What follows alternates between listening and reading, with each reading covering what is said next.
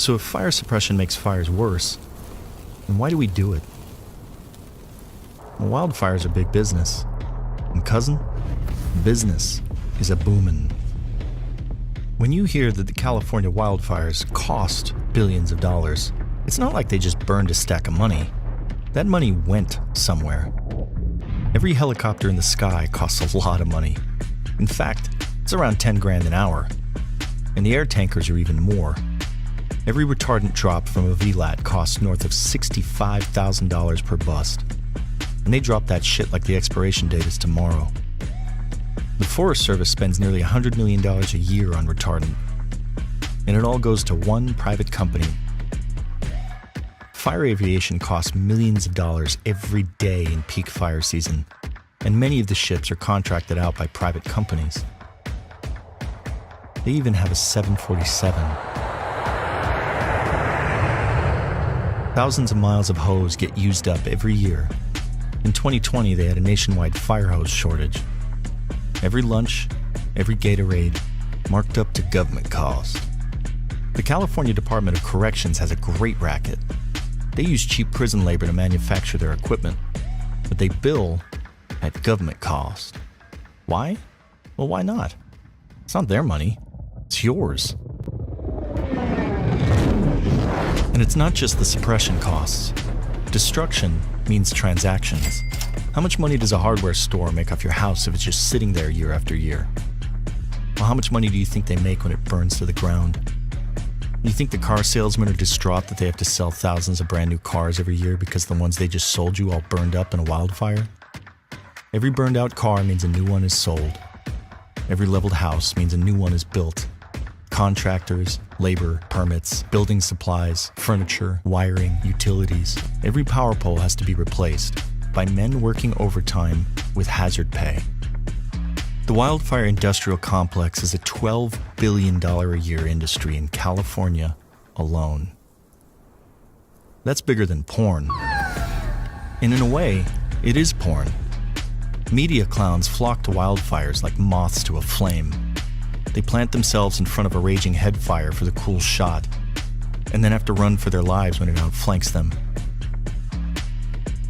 They overhype the intensity of the incidents for their fire porn, staging shots to heighten the drama for their unsuspecting viewers, doing multiple takes to get the ominous tone just right. Oftentimes, you'll find more fire pornographers than firefighters. And they cheer when homes burn up, and are visibly disappointed when a neighborhood is saved. They really only profit when their life has been destroyed on camera. Sometimes the firefighters like to tease the pornographers by pretending to do some hotlining, to trick them into racing over and raising their cameras. Talking heads with all the gravitas of an underwear model will cry out loud that everything you are seeing is unprecedented. It's not. There is no new kind of magical fire behavior that didn't exist before. We'll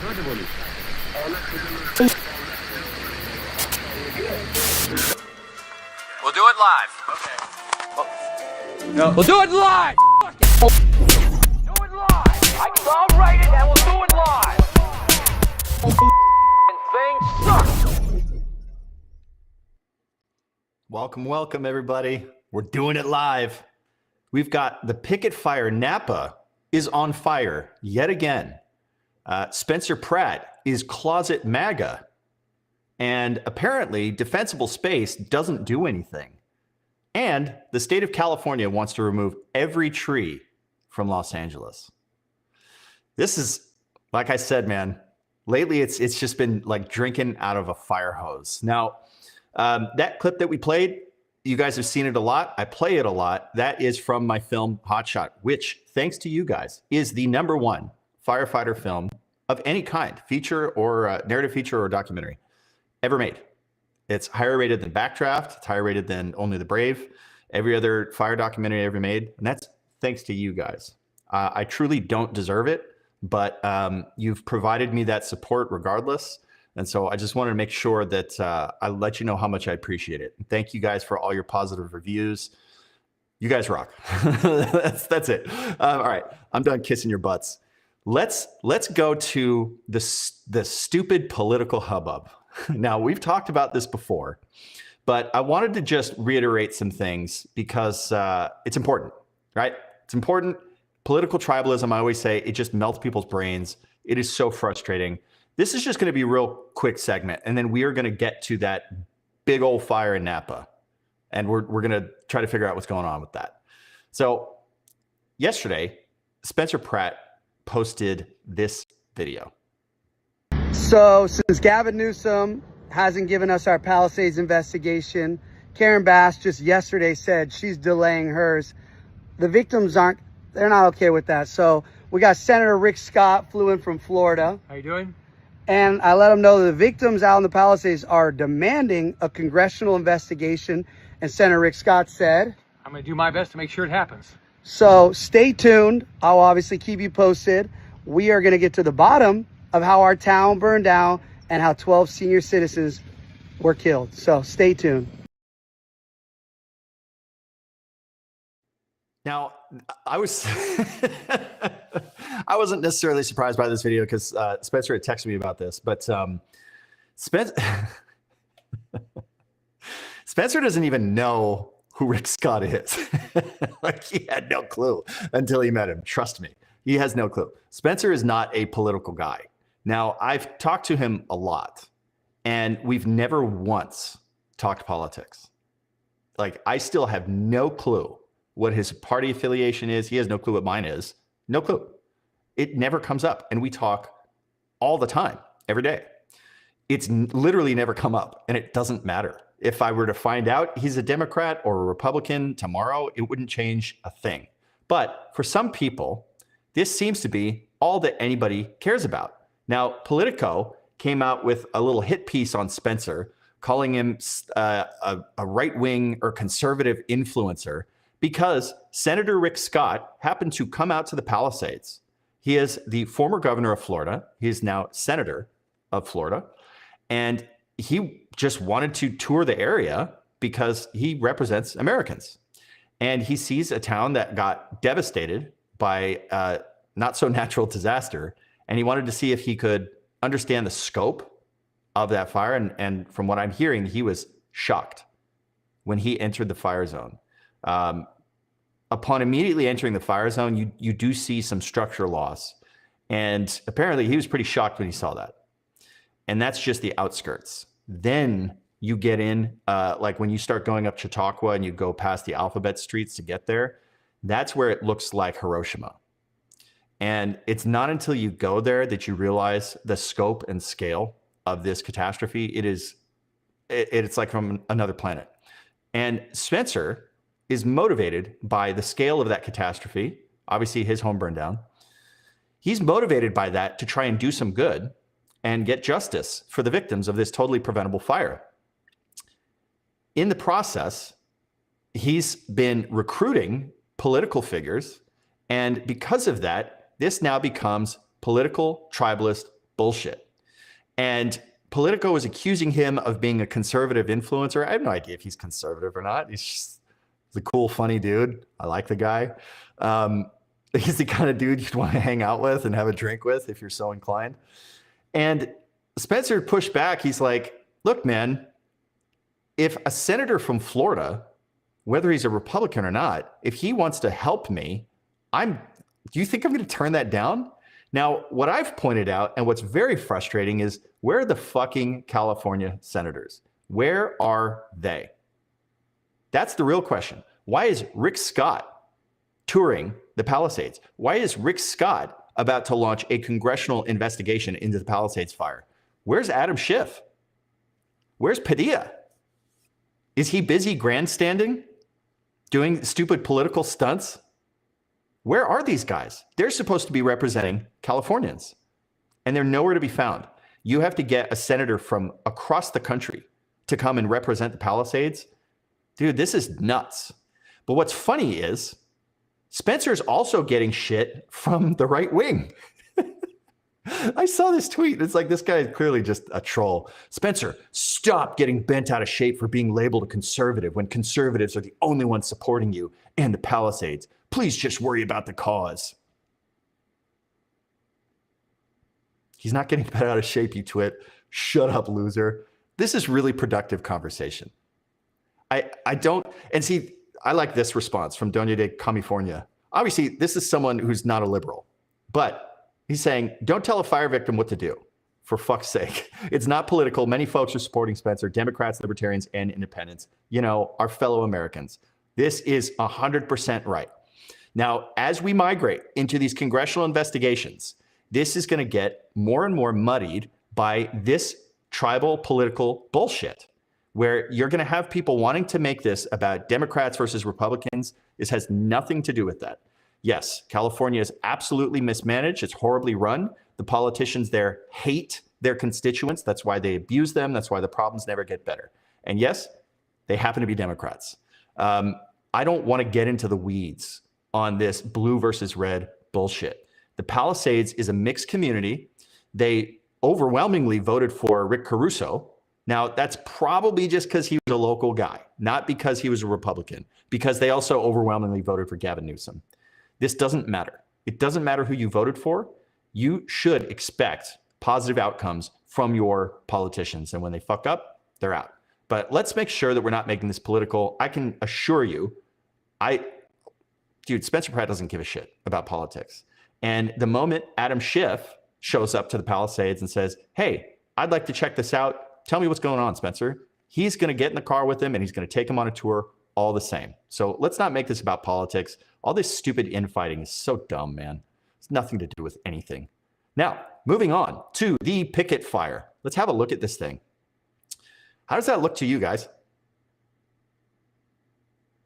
Let me maximize this. How does this fire look to you? Let's do a little time lapse so we can see how it's progressed. And I'm curious your thoughts when you first look at this and see what it's doing.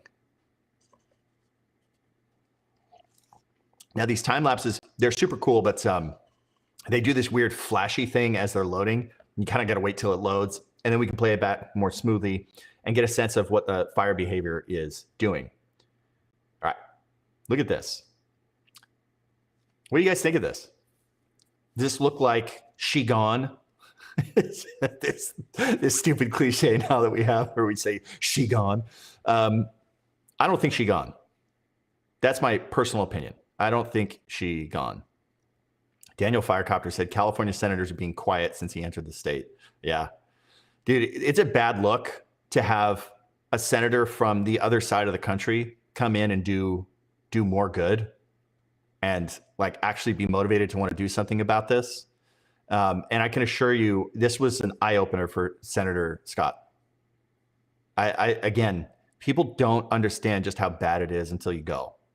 Now, I've been to a lot of disasters like this, a lot of wildfires like this. So, it wasn't necessarily shocking to me, but it's really bad. Place was leveled. Looks like Hiroshima.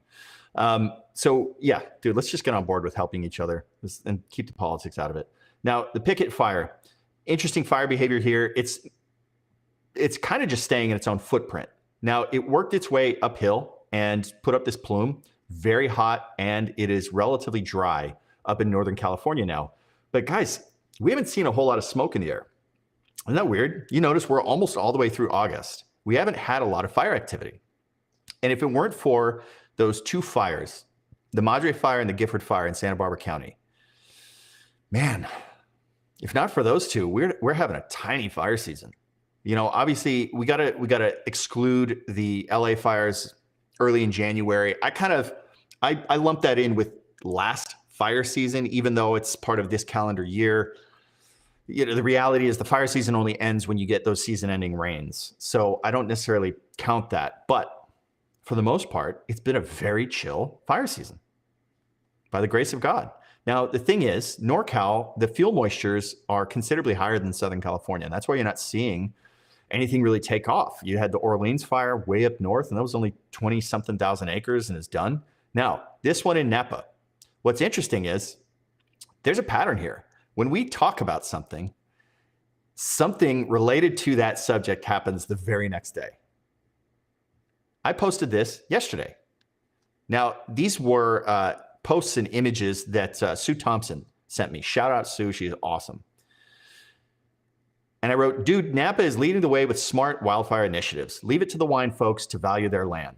They aren't going to waste any time on meaningless platitudes. They're doing what works. Shout out to Sue Thompson for finding these Napa Firewise posts. You love to see it.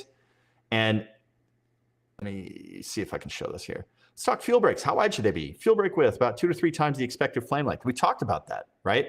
Talked about this. How when to determine the flame lengths, you have to multiply by 3 the height of the fuel, right? If we're on flat ground. And what they're telling you is that your fuel break width needs to be about 2 to 3 times the expected flame length. So now you know how to calculate the expected flame length. You try saying that 10 times fast, dang it.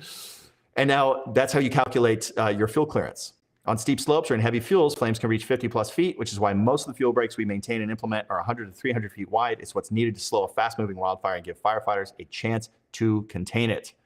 By thinning vegetation and reducing ladder fuels, fuel breaks improve forest health. They create more resilient ecosystem by giving native plants, oaks, and wildlife space to thrive while lowering the risk of catastrophic fire. This is 100% correct, and they showed pictures of some of the work that they're doing. They're putting dozer line on these ridge lines, burning out fuels along the roadways. You know, I'm always saying we shouldn't have any fuels along the roadway. Just saw another fire start that way earlier today. So you might look at this and go, okay, here I am giving praise to Napa, leading the way with smart wildfire initiatives. But now we've got this the next day. Oh, they're getting nuked by wildfire. So obviously I was wrong. Was I? Well, let's go to some coverage of this thing. Road. So that is northeast of the Kenfick Ranch Vineyard and Winery. That's just outside Calistoga city limits. And that is where we have mandatory evacuations as well as several warnings. So the fire broke out around 3 this afternoon, and the latest numbers show it's now grown to 1,200 acres with no containment. The fire is burning in the rugged and hilly terrain south of Mount St. Helena. So CAL FIRE has deployed more than 200 firefighters as well as 28 engines and 4 air tankers to the area. We've seen air tankers dropping the fire retardant, helicopters throwing water on the flames, and just a half hour ago, we spoke on the phone with CAL FIRE Deputy Fire Marshal Eric Hernandez about the challenges crews are facing. Coming into today, we knew that heat was going to definitely be a factor. Because it plays in, especially in these rugged terrain areas. The current area where the fire is located is basically a mountainous area on the southeast of the city of Calistoga. Now, before he continues, because this is the most important part, where this is burning is right on the edge of the 2020 Hennessy fire. That was part of the LNU complex during that massive lightning fire siege, which hit right around this week, 5 years ago. I was on the Hennessy fire. It was a nightmare. that was a horrific fire. And it did reach into this area in Calistoga. And so you might be thinking like, oh, you're always talking about how, you know, more frequent fire reduces the intensity of the fire. And yet here we have this massive fire. Well, let's talk to the chief about all this stuff. So there's a lot of heavy fuels, heavy brush that hasn't been touched in a few years now. So the good thing is a lot of these property owners have been doing an amazing job on creating defensible space, and it's allowing our crews to be able to gain access and defend those structures. Do you hear that? The local residents, and by that we're talking the wine country folks, they've done a really good job with defensible space. And that's giving us better access to go in and fight this fire and defend those structures. Do you see that? That is the chief. I'm not making this shit up. Dude, I was literally tweeting about that yesterday. Praising Napa, praising the wine folks for doing such a good job with this stuff, these fuel breaks. And sure enough, right now, it's protecting them from this fire. Now, I don't think this fire is the one. I really don't. Okay. This might look super nasty. And, you know, I want to watch this fire progression a little bit more. And, man, we got to go back even further. We'll do a 6-hour time lapse. Now, one of the things that we're going to point out as this is loading, there's a difference between human caused fires and lightning fires. Okay. We can already tell that this was a human caused fire and not a lightning fire. I'll go out on a limb and say that. And I'll explain to you the reasons for that. But let's just watch this fire behavior a little bit. Now, by the way, look at the fuel loading out here. Holy mackerel. Look how dense this is. This is like Vladivostok neck kind of fuel model there. So this needs to be thinned out badly. But, you know, parts behind it where the Hennessy fire hit, it's much better. Now, you see this fire, it's putting up some good smoke, and it ran pretty quickly. Like, it got to about 1,000 acres within an hour and a half or so. So it's moving pretty good. But what's happening is it's just moving uphill. It's moving uphill. And, you know, we always talk about how heat rises. So it's going to burn up that drainage, and there's nothing you're going to do to stop it. It's going to go all the way to the top. And then once it hits that peak, whether it's, you know, a ridge line on the flanks or the ridge line out in front of that flaming front, then it's going to stall. And that's where they have a much better chance of attacking it. So they're going to be, you know, drawing retardant lines down those ridge lines. It did spot into some adjacent drainages, but for the most part, yeah, it looks kind of bad at first, but that's because it's just running uphill. And these fuels are lighter. They are lighter because of the Hennessy fire from 5 years ago. And so you can see there's not a lot of smoke residency at the heel of the fire because it's burning through grasses. It's not burning through massive timber. If it were getting through that timber, then you'd see that smoke column just continuing to produce for like an hour after the main fire front passes. And so you'd have this really, really thick column. But you'll notice the smoke production by the heel, it's actually pretty dang light. Okay, that's because you have lighter fuels. And I tweeted about this earlier, like this could have been a lot worse. Now, we'll see what happens with this. You know, I hate making favorable predictions because, you know, something could go wrong and then it blows out and then I look like an asshole. So I don't want to do that. But at the same time, dude, NorCal it really isn't, it's not quite there. You can still get fires, you can still get bad fires, but the fuels just aren't quite there. And so absent some gnarly winds, you know, this heat event will dry out some of the fuels, so things could get worse. But I don't know, man. It's been a pretty chill season so far. And I wish we'd been doing more prescribed fire because we've certainly had plenty of opportunities to do that. And you can see it makes a difference. Now, why was I saying that this is human caused? What about this fire tells me that it's human caused? Well, let's look at what a lightning fire looks like. Now, this is from Senator Sheehy from Montana, who is responding as a U.S. Senator. He is responding to a wildfire behind his ranch in Montana. Now, notice this fire. Notice where it's at. It's higher up. Now, typically, you can identify lightning fires versus human fires, human-caused fires, because the lightning fires tend to be higher up. They tend to strike higher elevations. Human fires tend to be down here, and they run uphill, right? And so human fires tend to be, again, we're gonna forget 2020, but human fires tend to be more destructive and faster to spread because they tend to start at the lower elevation and then run uphill. Lightning fires tend to start higher up and they have to pick their way downhill. The challenge with lightning fires is they're not necessarily going to be started by roads. Okay, so that's the other trade-off.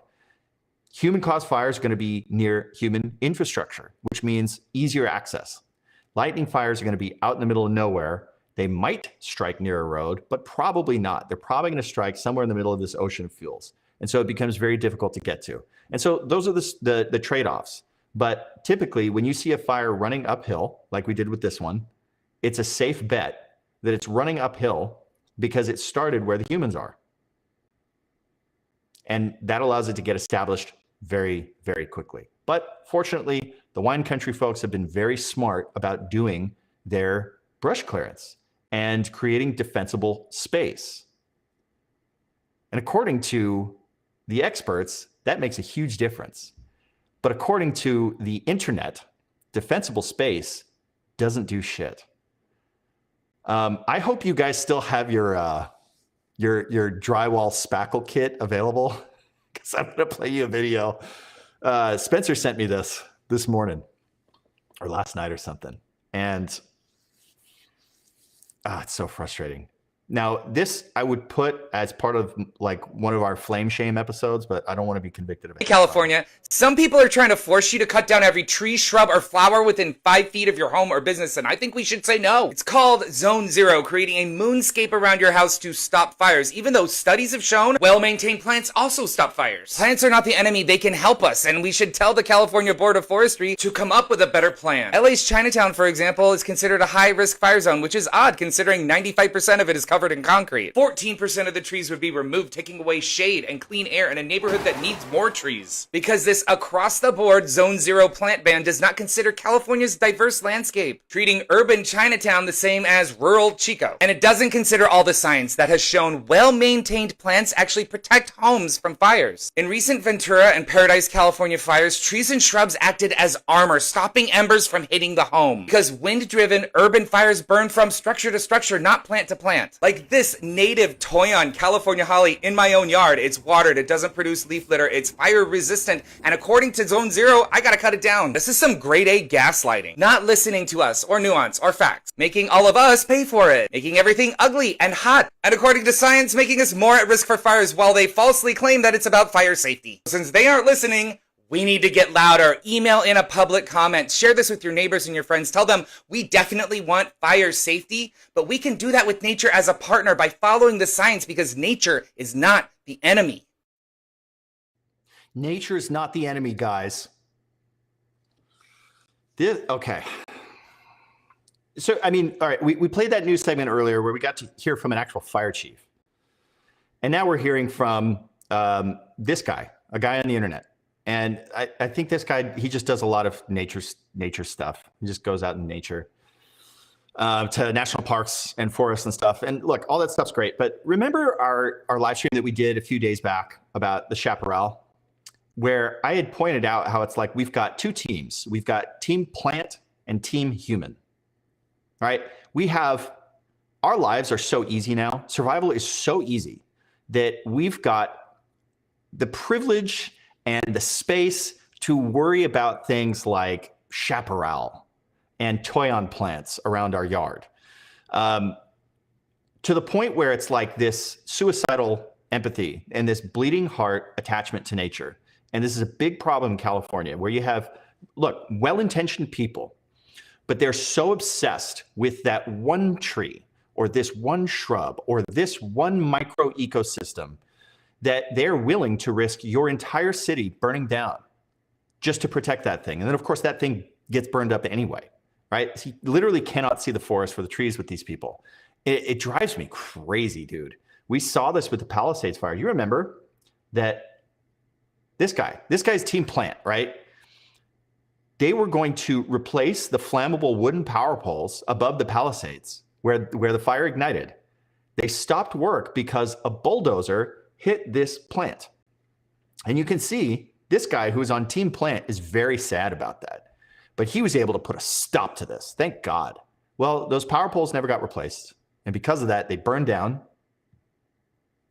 They burned down. And then these power lines ended up sparking a secondary ignition that burned the neighborhood that happens to be in the background of this photo, which this photo, unwittingly, is maybe one of the most profound images in the history of wildfire, where you have a Team Plant nerd so fixated on this weed, this Broughton's milk veg plant, that he was willing to sacrifice the entire city behind him just to protect this thing. And then guess what? This thing ended up burning up anyways. Now, back to this California, guy. Some people are trying to force you to cut down every tree, shrub, or flower within 5 feet of your home or business, and I think... Is that true?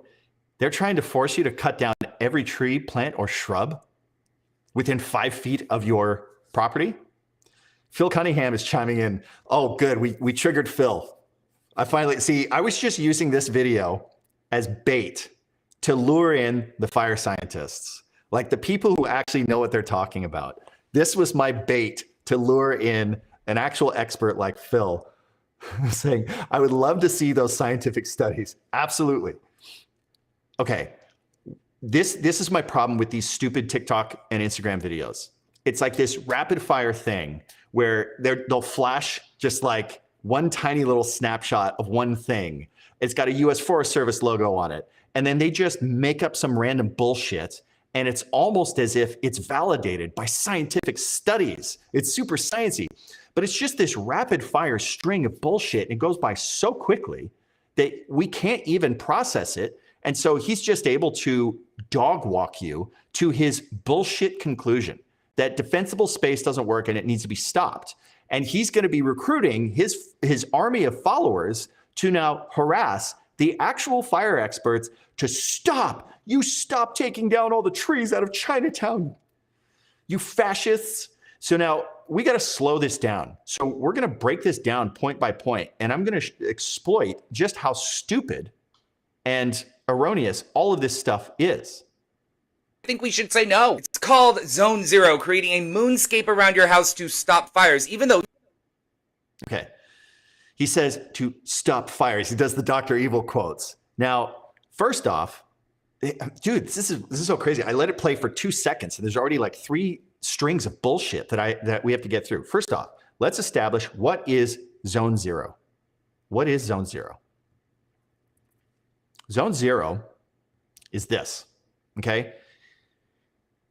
These are the different zones around your home, okay? So from 0 to 5 feet, that is considered Zone Zero. And then you have technically everything is anchored at the edge of your home. So it's 0 to 30 feet and then 0 to 100 feet. Now, what he's saying is they want a moonscape in Zone Zero. Let's look at what they recommend for Zone Zero. Start closest to your home to be ember resistant. The first 5 feet from your home is the most important. This is very obvious, right? So if you have fuels right up against your structure, those are the most likely things to set your structure on fire. Why? The majority of homes lost to wildfire are ignited by flying embers. Embers can travel miles ahead of the active fire front. What to do? Number 1, use hardscape like gravel, pavers, or concrete. No combustible bark or mulch. Simple. 2, remove all dead and dying plants, weeds, and debris, leaves, needles, etc. from your roof, gutter, deck, porch, stairways, and under any areas of your home. Notice what he's saying. Remove all dead and dying plants. Okay? Not all plants. Dead and dying plants. Remove all branches within 10 feet of any chimney or stovepipe outlet. Common sense. Limit combustible items like outdoor furniture and planters on top of decks. Relocate firewood and lumber to Zone 2. That's outside of that 5-foot area. Replace combustible fencing, gates, and arbors attached to the home with non-combustible alternatives. So that would be like replacing your wooden fence with a metal fence. Consider relocating garbage and recycling containers outside this zone. Absolutely. Consider relocating boats, RVs, vehicles, and other combustible items outside this zone. Nowhere in here does it say remove your ornamental vegetation, even though that is what is going to catch fire first. Okay? The leaf litter is a big deal because gutters tend to catch stuff. That's what it's designed to do. It's designed to catch rain, but it also catches things that's not supposed to catch, like leaf litter, pine needles, and embers. So they're all going to conglomerate right there. So if there's one thing you can do, clean your gutters, okay? All of this stuff is very reasonable. Now, I want to show you what they're talking about and why it's important. This is from the Hennessy fire. So this is, we're going to maintain this theme, right? This is NorCal. I want you to watch this firefight. See how this firefighter is trying to save these structures? He's trying to protect these structures. And what do we have here? Look at all this junk. And he's like stumbling through there. His hose is stuck on this ATV. So you've got wood stacked up against the house. You have a vehicle that has fuel inside of it and rubber tires, very flammable. You've got firewood against a wooden fence. All of this stuff has to go, right? So this isn't even about getting rid of plants. Look at all of this other junk. And even if this weren't necessarily flammable, this ATV that he's trying to get around, it's hooking his hose, it's getting him tied up. So what you have to understand, defensible space isn't just about, getting rid of the flammable things around your property. It's about clearing an area where firefighters can defend your home. That's why it's called defensible, okay? They have to have a safe area where they can operate. If they don't have that, they're just going to drive right past your home. They're going to wait till the fire burns through, and then they'll come back and try to save it if they can. But if all this stuff is restricting them, they're not going to be able to do anything. Okay. So this is an example of a really poorly managed zone 0. Okay. Let's go back to our fire expert. Hey, California, some people are trying to force you to cut down every tree, shrub, or flower within 5 feet of your home or business, and I think we should say Flower. Who thinks that flowers are flammable? Who's telling, like, where in that article did we see you got to get rid of every single flower around your home? no. It's called Zone 0, creating a moonscape around your house to stop fires, even though studies have shown well-maintained plants also stop fires. Plants are not the enemy, they can help us, and we... This part is actually true. Well-maintained plants can absolutely be helpful. Okay? But he's going to conflate this with all plants. Okay? Now, typically, the plants around your home are going to be less flammable than the vegetation that's, where the wildfire is coming from, right? Because they're typically getting water. Either you are, you're watering down your plants, right? Or, the amount of water that comes running off your roof, it's going to concentrate in that perimeter around your home. So the fuel moisture levels of your ornamental vegetation, yeah, it's probably going to be higher than the outside brush. But what happens when California is going through a drought and everybody's panicking and they mandate water restrictions? Do you guys remember that during those drought years when you weren't allowed to water your plants, so you couldn't have well-maintained plants? And this is the problem. So he's saying well-maintained plants are going to help your home. Yeah, but there are years where you're not allowed to maintain your plants. Okay, what do you do then? No answer? We should tell the California Board of Forestry to come up with a better plan. LA's Chinatown, for example, is considered a high-risk fire zone, which is odd considering 95% of it is covered in concrete. 14% of the trees would be removed, taking away shade and clean air in a neighborhood that needs more trees. Because this across-the-board Zone 0 plant ban does not consider California's diverse landscape, treating urban Chinatown the same as rural Chico. And it doesn't consider all the science that has shown well-maintained plants actually protect homes from fires. In recent Ventura and Paradise, California fires, trees and shrubs acted as armor, stopping embers from hitting the home.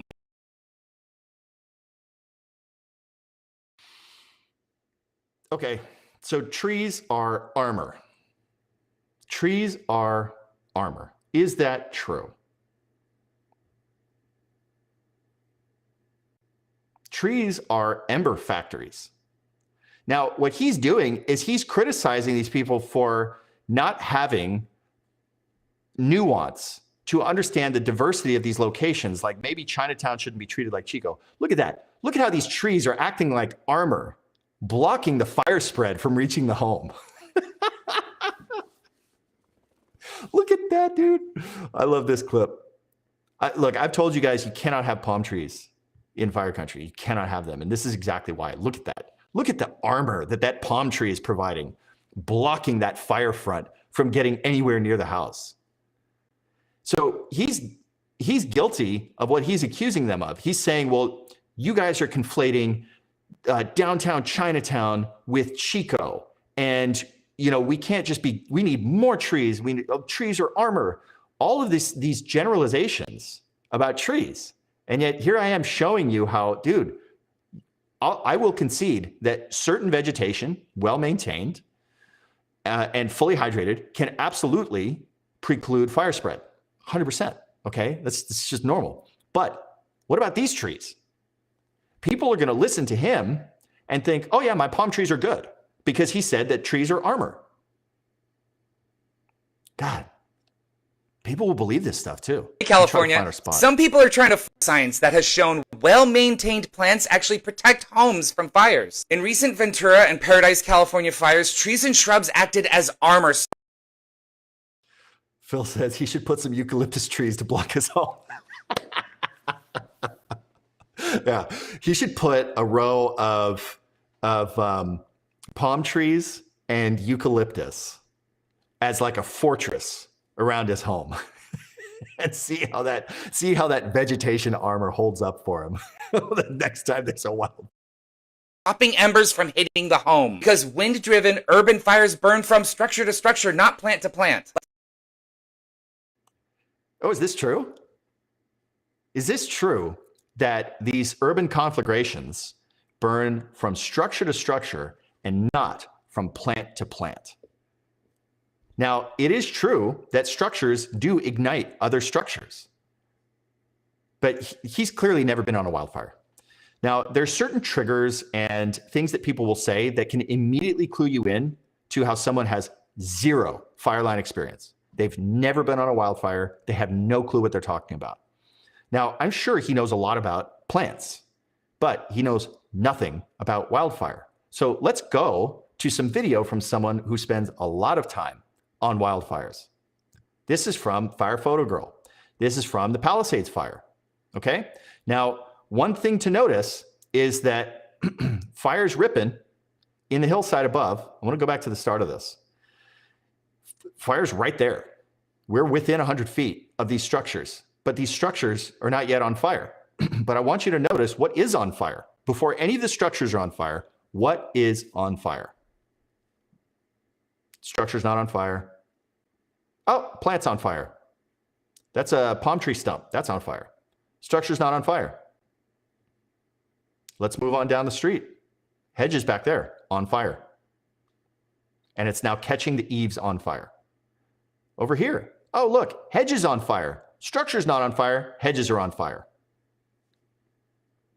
Over here, more hedges on fire. Home's not on fire, but the hedges are. She grabs a hose and tries to put it out. And probably saved that. Actually, she did save that home. That home, I believe, is still standing. Last time I checked. And so what you see repeatedly, I don't want to cut forward. There's some more clips through here. Right here. Plants on fire. Structure's not on fire. Plants are on fire. Plants on fire. No structures are on fire yet, but their ornamental vegetation is on fire.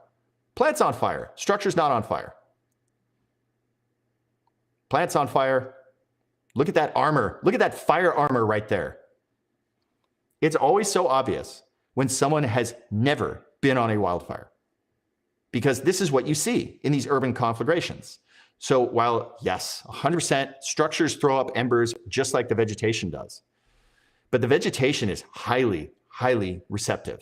Of course, it's also the leaf litter that gets caught in your gutters that is what makes your home most vulnerable. Now, obviously, your gable vents, open eaves, things like that, embers will sneak in through that, but it's very, very, very common for the leaf litter from your fire armor trees dumping into your gutters.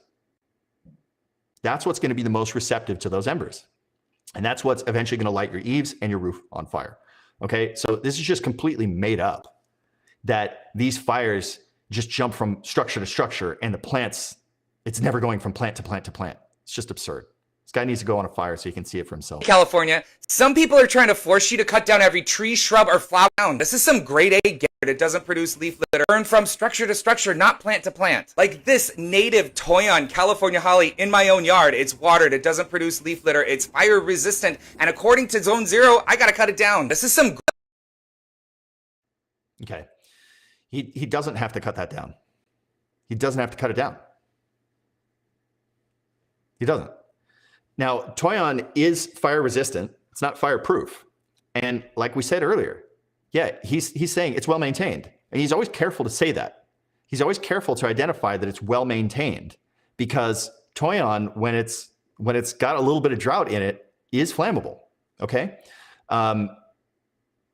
What happens when Gavin Newsom says you're not allowed to water your plants because we're in a drought emergency? It's a climate emergency. You can no longer water your ornamental vegetation. Then what? Then what do you do? People never think about this stuff. This is what's so frustrating about so many of these bleeding heart policies that at the surface kind of sound good. They never ask the question, then what?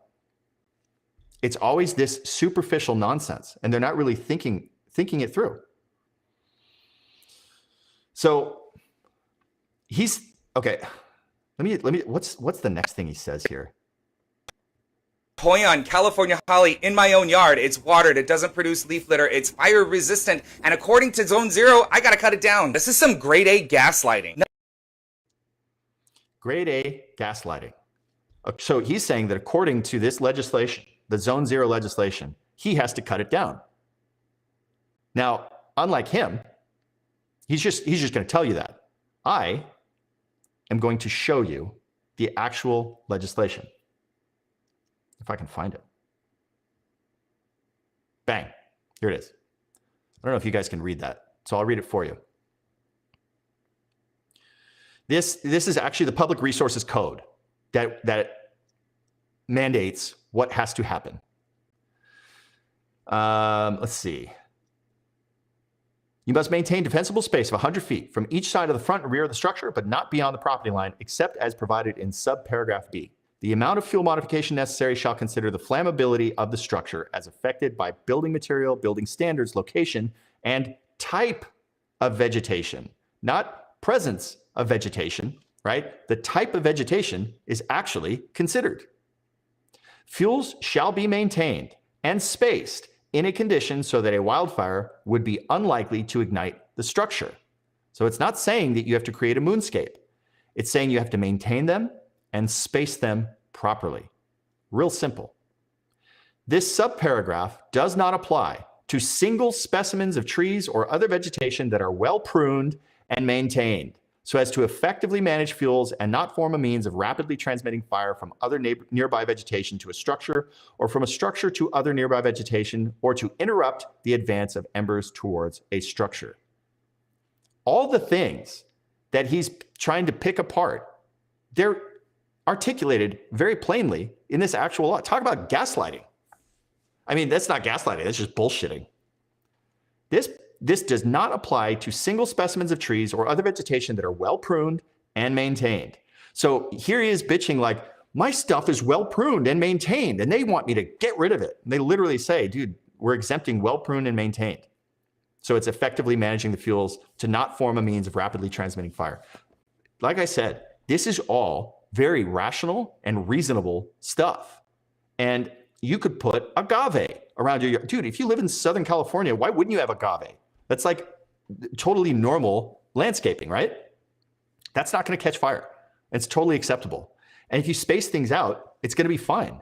And look, these, whatever criticisms you may have of CAL FIRE, they do a great job of articulating this stuff. And I think they know what they're talking about.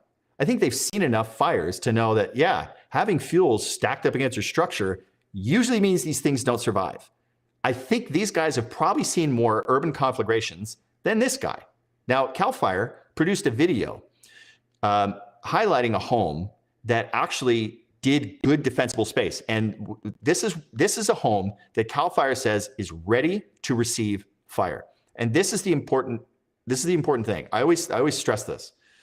When we talk about like evaluating a neighborhood, it's not about are going to prevent a fire. It's about how ready are they to receive fire, because fire is inevitable. It's going to come into your neighborhood. So the question is, are you ready to receive fire? Not are you ready to prevent fire? Are you going to stop fires? No. Are you ready to receive it? How much damage is that fire going to do when it washes over your neighborhood? Because it will happen. It's just a matter of time. And if you properly plan, you can receive that fire without any damage.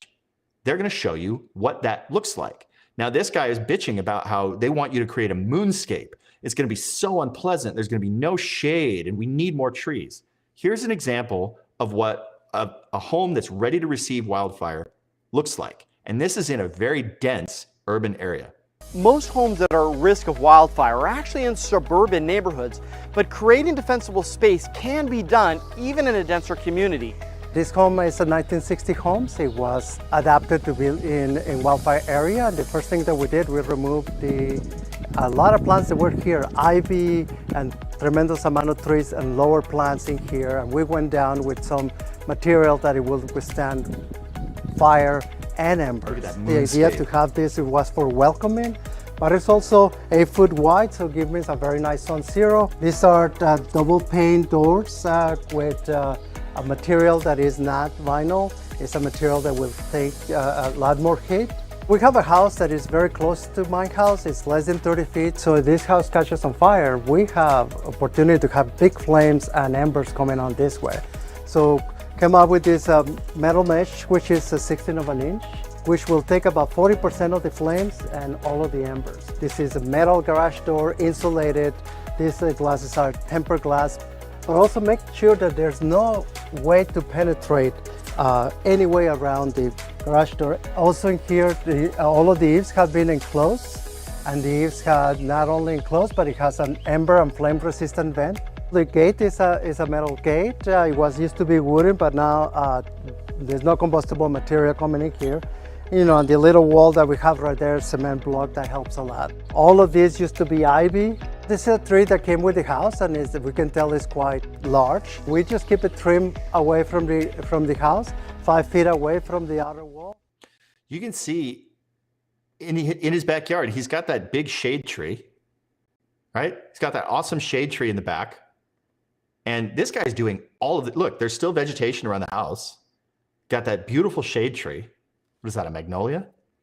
I need to learn my trees better. And he identified how his neighbor is not doing a good enough job, and they put up some mesh. This guy's doing all the things. And this is what, and look at that hillside. There's like basically bare mineral soil and a little bit of grass over there. So this dude is ready to receive wildfire. And this is I think this is a great video. It's really simple and straightforward. It's just a couple of minutes. And it just shows how you can actually properly secure your home. But beyond that, this isn't just about surviving the ember storm. Ken points out buildings burn after the flaming front passes in most cases, not from the flaming front. This is 100% true. I've seen homes can actually take a lot of heat. I've been surprised by that, where you will see 30-foot flames licking up against the side of a house. And yeah, they got some vinyl gutters, they might melt. But for the most part, homes can take a lot of heat. It's when the embers find their way into receptive vegetation or manage to sneak their way into the vents, stuff like that. So the other thing is, this isn't just about protecting your home from that ember storm and receiving the fire, but also when CAL FIRE, when these guys are driving up your street, they're going to look at this home and say, this is defendable. This is defendable. I've got good, safe operating conditions. I've got an 8-foot walkway where we can punch a hose line through the back. And then this guy is, what he's doing with, see all this clearance through here, that easy access to the back and that metal gate. That's another thing. Worst case scenario, with that wrought iron gate, you can pass a hose lay through that, right? So if for some reason we can't get the gate open or whatever, they can pass the hose line through that. They can still get through there. If you've got that 8-foot tall wooden fence, you're just going to make things more difficult. If for some reason that's locked, or whatever, or it's stuck. So just another thing to think about. This is about setting the stage for the firefighters to come and actually defend your property. And by being a good steward of his property, he's also giving them the opportunity to defend his neighbors who clearly have way too much stuff around their home, right? And this is the problem. Your entire neighborhood has to get on board, because if your neighbor is not doing this work, they're threatening you. That's why you had to put up that mesh along the fence. But what this dude is essentially doing is he providing an anchor point for his neighbors, where because he's done a good job, he can actually help his neighbors get their homes defended by these firefighters. They're going to look at this when they're triaging structures and say, this guy deserves to be defended, and he's created a safe operating environment for us. Very important, okay? So it's not just about surviving the ember storm. It's about giving a safe operating environment for the firefighters to come in and try to save your home. California, some people are trying to force you to cut down every tree, shrub, or flower, making us more at risk for fires while they falsely claim that it doesn't produce leaf litter, it's fire resistant, and according to Zone Zero, I gotta cut it down. This is some grade A gaslighting. Not listening to us, or nuance, or facts. Making all of us pay for it. Making everything ugly and hot. And according to science, Did that home look ugly? Did it look extra hot? I thought that home looked beautiful. Did. Making us more at risk for fires while they falsely claim that it's about fire safety. What do you think it's about? Let's put on our tinfoil hat. What do you think it's about? They're falsely claiming this is about fire safety. Who is incentivized to get rid of the fucking plants around your structure? What big business is pushing that? Please tell me what I've not thought through. You saw that clip at the beginning of the live stream. I am Mr. Wildfire Industrial Complex. Like that's like I'm that guy who talks about this all the time. Who's motivated to fucking clear the vegetation around your home? What grand plot is that? What am I missing? You know, I like indulging in some of these things. I like trying to find where there's, corruption and ulterior motives with government, right? You see that a lot with the homeless industrial complex. What's the motivation? What is the secret plot here? They're just trying, they're lying. It's pretending this is about fire safety. What do you think it's about? What's the agenda here? Since they aren't listening, we need to get louder. Email in a public comment. Share this with your neighbors and your friends. Tell them we definitely want fire safety, but we can do that with nature as a partner by following the science because nature is not the enemy. This dude, nature is the enemy. I'm always saying, dude, I am Choctaw Indian on my mom's side. I am a barefoot hippie liberal dude from California. Like I'm actually barefoot right now. I won't show you because I don't want to end up on Feet Finder. This idea that nature is kind is an indulgence for soft people who live by the graces of a society built by very durable men and women who endured nature, right? And violence. The natural fire cycle is extremely violent.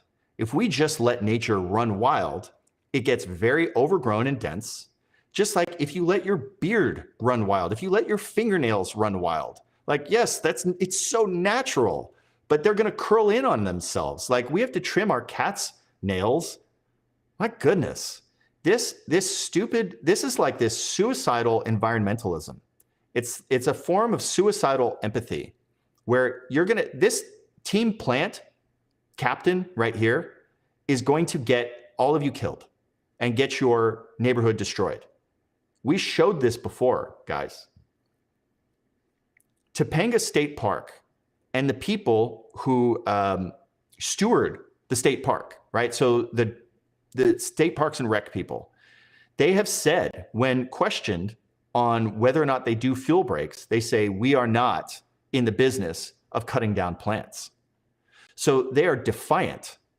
They are going to prioritize this stupid plant over your neighborhood. And it's legitimately a life or death struggle. Team plant versus team human, it is a matter of life and death. I love being out in nature. We've got 3 acres here. We've got tons of trees around us here in Tennessee. I am a nature boy, but I'm also pragmatic. And I've seen too many of these urban conflagrations. This stuff, this suicidal empathy for plants is going to get you killed in fire country. Do not listen to these people. And you notice that the one thing, California, like everything some people are trying to flashes up there for like a split second, so you don't have time to actually digest it. The one thing that he leaves up forever is this call to action. This call to action and the email address to have all of his mindless NPC followers who believe this bullshit that he's spewing to go and harass them. Now, I'm all for harassing corrupt bureaucrats, but again, what is the incentive? What is the grand scheme here? And he's marshaling all of these morons on Team Plant to go and harass the people who are on Team Human. CAL FIRE is on Team Human. If a plant threatens our community, they'll set it on fire. They're not doing it enough, but at least the premise is there. I am so sick and tired of seeing this stuff. Now, like I said, the wildfire industrial complex is real.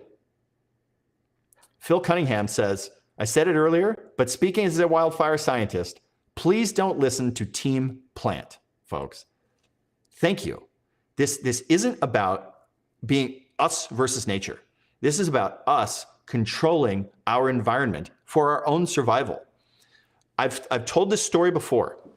There are distinct eras of forest management. There is the pre-human era, which is the natural era. Then there's the Native American era, which is about 12,000 years ago to about a couple centuries ago. And now there's the modern era of fire suppression. Now, the natural era, the pre-human era, was marked by catastrophic nuclear wildfires. The Native American stewardship era of about 12,000 years was marked by very frequent low-intensity fires because they were deliberately setting fire to the Yosemite Valley and their surroundings every single year, okay? Had a variety of functions, one of which was fire protection, but it was also, they were type converting the vegetation around them for their own safety, for their own survival, because it attracted grazing animals that they could hunt and eat. It also provided less cover for predators so they could see. All of these things are, when we think about the Native American stewardship of the land, we think, oh, they're so natural, they're so in touch with nature. Dude, they had a very, very heavy hand on the landscape, much like Florida does right now. Florida is continuing that indigenous tradition of manipulating their environment. Now, we can think of that as a pejorative, like, oh, we don't want to manipulate the environment, but that's what our native barefoot ancestors did for thousands of years. So it's not inherently bad to manipulate your environment. We do this all the time, like with flood controls. Why is it that we don't have 100,000 people getting wiped out by a flood in California, where we will get severe bouts of rainfall because it's a state of extremes? But in Pakistan, on any random September, you will see like 100,000 people get killed by a flood. Do they get more rain than we do? No. We've just figured out that we need to divert it away from where we live. You can say that that's not natural, but dude, the natural world can be very, very cruel. So let's not have this naive mindset and this suicidal environmentalism, because it's not going to get us anywhere. What's frustrating to me is I feel like we've figured all this stuff out, and I feel like it's a broken record. We all know this, like, we take for granted how simple this stuff is, right? This guy is trying to pretend like this is all a lie, that plants don't catch fire, that plants don't threaten you during a wildfire, right? Like this is all just made up, and this is some new conspiracy. This is so fucking frustrating to me because we humans figured out wildfire 10,000 years ago. And yet it seems like we are worse off now than we've ever been. We're putting more money into wildfire suppression and wildfire solutions than we ever have. And yet our barefoot ancestors conquered this. Why does it escape us? Well, part of it is because this guy, people like this guy who think that like there's some grand conspiracy to remove the plants from around your home. And he's going to tell his army of morons to go and harass the public officials who are just trying to help us survive the next wildfire. Now, you know me, I'm ruthless against these people. And there is a wildfire industrial complex. This is part of what's so frustrating. We've already figured out the problems and the solutions, right? We figured that out 10,000 years ago. You get rid of the plants that immediately threaten your stuff. And the rest of it, who cares? You think that the Indians cared at all about the chaparral stands deep in the forest where they didn't ever hang out? They didn't care. Those fires that they set would burn until they ran into the ocean. They would burn until they ran into some natural barrier or until the snow would fly. So it was like they would have maybe 1 million+ acre fires because they were just like, yeah, get rid of it. We can't have this stuff around us. And it was really that simple. And yet here we are, we're pumping more money into it. And there is a gold rush in the wildfire industrial complex. You have, Lockheed Martin is now getting into the wildfire aviation space, and also like AI mapping tools. You got Rain, they're making these autonomous helicopters. You always see Gavin Newsom bragging about all the Firehawks that they're buying. It's just more and more and more money and technology and venture capital firms in Silicon Valley that are investing in this stuff. And it's like, why? Just fucking burn it. cut the fucking trees down and burn them. Why are we overcomplicating this? We already know the solution. And it's like, there's so many people now getting their beaks wet on this infrastructure. And like, what's the one thing that's not getting funded and executed? That 750 acre burn plan that would have saved the Palisades, or the burn plan that would have saved Grizzly Flats back in 2021. And yet it's just infinite time, energy, money, resources pouring into AI mapping software and drones and satellites that can detect a fire, 0.02 seconds faster than a human lookout. Why are we doing this? This is the real scandal, not CAL FIRE telling you that you got to get rid of the flammable stuff around your home so your home doesn't burn down. God, this is so maddening. It's kind of depressing, man. I'm not going to lie. You can see the difference in Ansel Adams' photography, Ken says. There is such a stark contrast between what our forests look like when we, Europeans inherited them, right? Now, my particular tribe, Choctaw Indians, they lived actually here in Tennessee. They lived in Tennessee and Missouri. And then they got moved to Oklahoma on the Trail of Tears.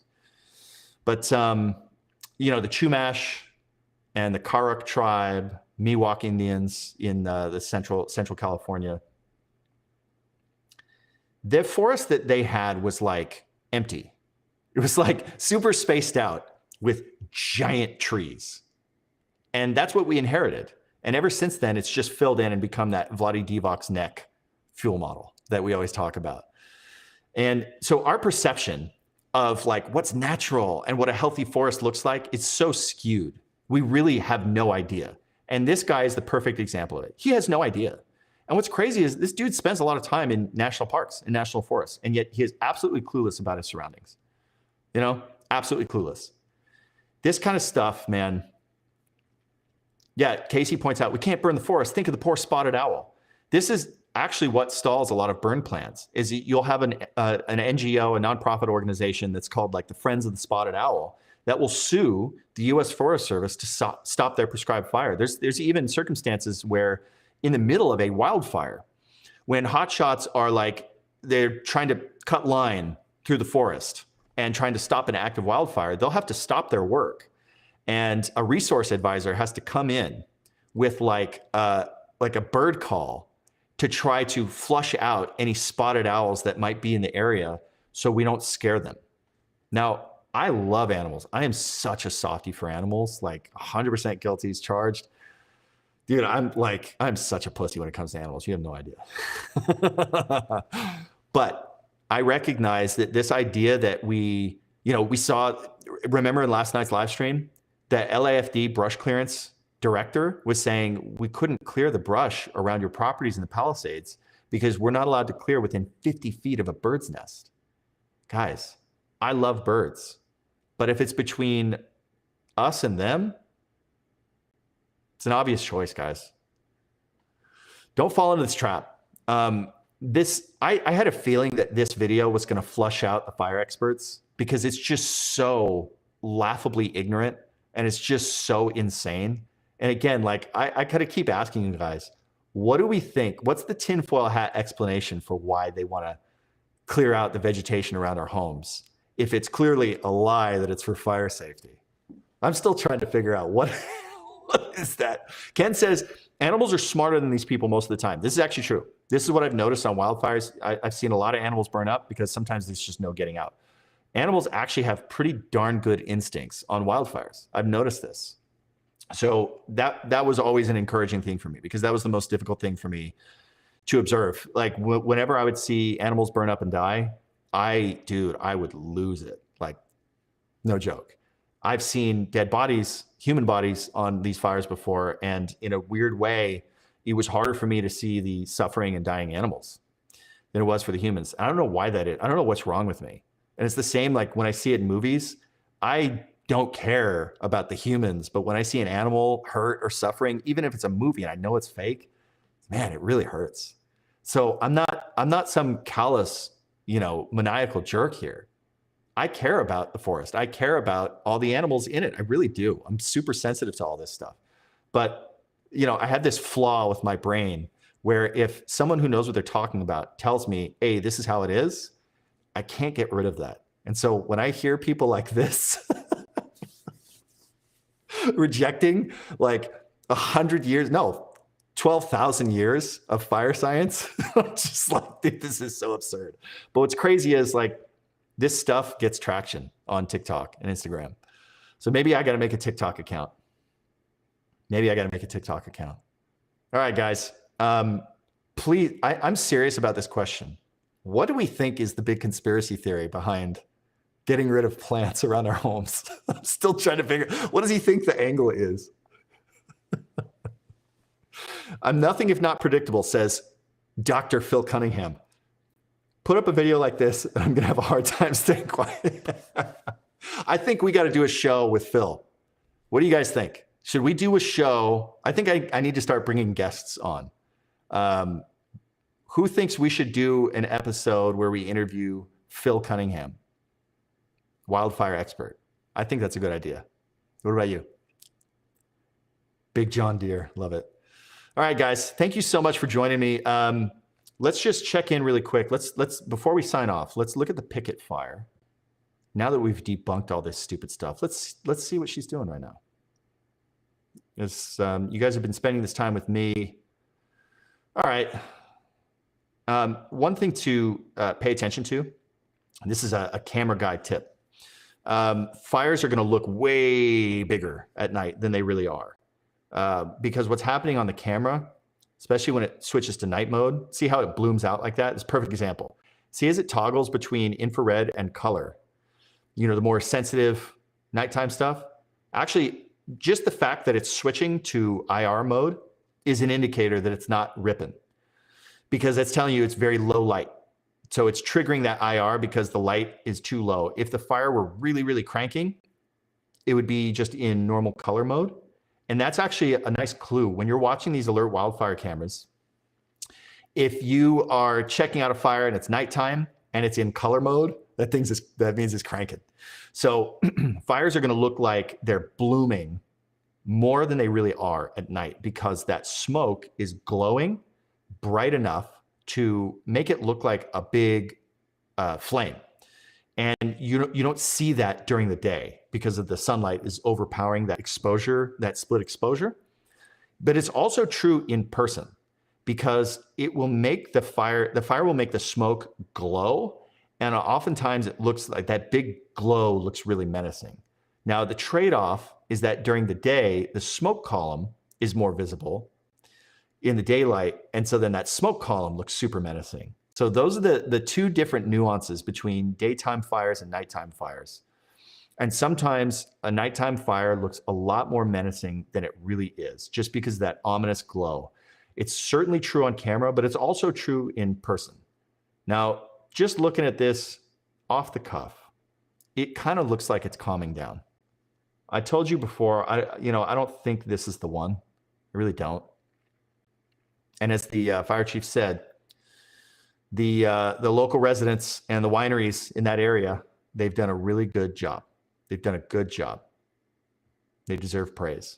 You know, I don't want to fall into this trap where I'm just constantly bitching and saying, oh, it's not getting done. Like, you know, I'm trying to promote a sense of urgency with this stuff, but it's also important that we reward people when they do a good job and we acknowledge that they're doing good work.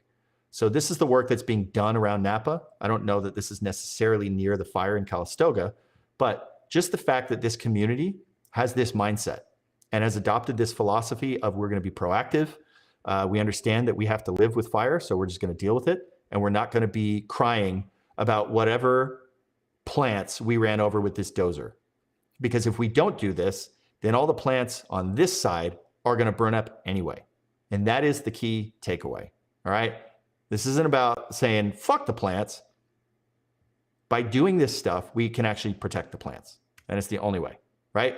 Oh, I shouldn't have closed this. By thinning vegetation and reducing ladder fuels, fuel breaks improve forest health. It invokes that stupid cliche of you got to crack an egg to make an omelet, right? So you got to run over some Bronton's milk vetch to save the Palisades. Don't be this guy. Don't be Team Plant. Be Team Human. And remember, my fellow Team Humans, the only way to prove in this world of AI that you are real is to do it live. Thanks for doing it live with me, guys.